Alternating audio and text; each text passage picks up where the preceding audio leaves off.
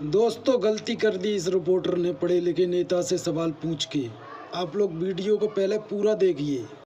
लेकिन आजकल आपका एक बयान बहुत चर्चा में, और खासकर वक्फ बिल के पास हो जाने के बाद आपने उसका स्वागत किया, आपके सांसदों ने साथ दिया, लेकिन आप याद दिला रहे हैं कि मेरे पिताजी तो मुस्लिम मुख्यमंत्री चाहते थे और मुसलमानों से उनको इतनी मोहब्बत थी कि वो बिहार के लिए एक मुस्लिम चेहरा चाहते थे।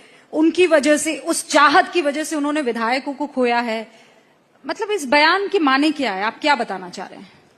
मैं सिर्फ ये बताना चाहता हूं कि जब आप चिराग पासवान का बहिष्कार करते हैं और कुछ ऐसे धार्मिक संगठन, पहली बात तो before I begin this I would want to say, मैं ये मानता हूं और मैं चाहता हूं कि एक ऐसी व्यवस्था तैयार हो जहां पे धार्मिक संगठन राजनीतिक पक्षपात ना करें और राजनेता और राजनीतिक दल धर्म के विषयों पे चर्चा ना करें। जिस दिन अगर हम लोगों ने इन दो चीजों को अलग कर दिया ना, राजनीति से धर्म को अलग कर दिया और धर्म से राजनीति को अलग कर दिया, तो मुझे लगता है कि एक बड़ी समस्या का समाधान वहीं पे हो जाएगा। बट बहरहाल से पहले, चूंकि आप कहते हैं राजनीतिक पार्टियां रिलीजियस मुद्दों पर या रिलीजन को डिस्कस ना करें, जब आप ये कहते हैं तो वो 4 उंगलियां आपकी तरफ नजर आती है, या ये कहिए वो 3 उंगलियां आपकी तरफ। क्यों? क्योंकि आप एनडीए का हिस्सा हैं। एब्सोल्युटली। बीजेपी को कहते हैं कि हिंदुत्व का परचम बुलंद करने वाली पार्टी है। चिराग पासवान ने माथे पर माशाल्लाह बड़ा सा टीका लगाया हुआ है, इतने सारे कलेवा अपने बांधे हुए हैं, और बीजेपी ये कहती है कि राम मंदिर हमने बनाया, फख्र से कहते हैं। तो आप ये कह रहे हैं कि बीजेपी जो चर्चाएं करती है हिंदुत्व पर, वो आपको नहीं चाहिए? मुझे बिल्कुल नहीं चाहिए, और मैं चाहता हूं कि इस पे कोई चर्चा किसी को नहीं करनी चाहिए। ये सिर्फ और सिर्फ व्यक्तिगत आस्था का विषय है। मैं टीका लगाऊं, मैं कलेवा पहनूं, मैं पूजा करूं, मैं कुछ करूं, ये मेरी व्यक्तिगत आस्था है। इसमें किसी दूसरे, तीसरे, चौथे व्यक्ति एंड लीस्ट ऑफ ऑल राजनीतिक दल को कुछ कहने का हक, अधिकार नहीं होना चाहिए।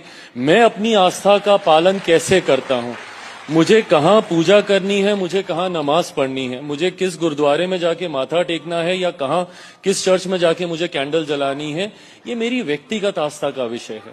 ए, आप कोई नहीं होते मुझे बताने वाले। बी, नहीं बोलना चाहिए। बड़े विषय हैं, बड़े एजेंडे। रूबिका जी, मैंने पहले भी ये बात बोली थी, मुझे तकलीफ इस बात की होती है, अगर ये विषय नहीं हो तो हम लोग एक्चुअल डेवलपमेंटल इश्यूज पे चर्चा करेंगे जो होनी चाहिए।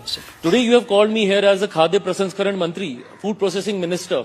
You should be asking me what have you done past 6-8 महीने में, आपने क्या किया अपने मंत्रालय में। I am going to ask you, ये विषय होने चाहिए।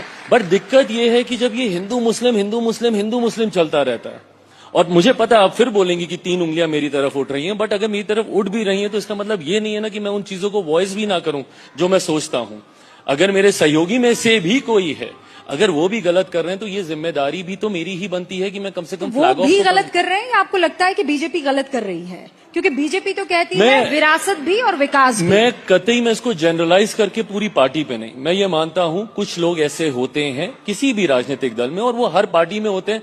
कई बार मैं खुद अपनी ही पार्टी में कितने नेताओं को मुझे टोकना पड़ता है कि भाई ये मत बोलो, ऐसा मत कहो, ये मत करो। तो होते हैं कुछ लोग जिनको सूट करती है ये पॉलिटिक्स, जहां पे आप सांप्रदायिकता के आधार पर, कम्युनलिज्म के आधार पर लोगों को बांटने का प्रयास करते हैं। Not only communalism, even casteism. I come from a state जहां की politics is dominated by the caste scenario there. So कई लोग जातीयता के आधार पर, I have a regional party there who flaunts MY समीकरण। व्हाट इज MY समीकरण? इट्स अ समीकरण बेस्ड ऑन जातीयता एंड सांप्रदायिकता।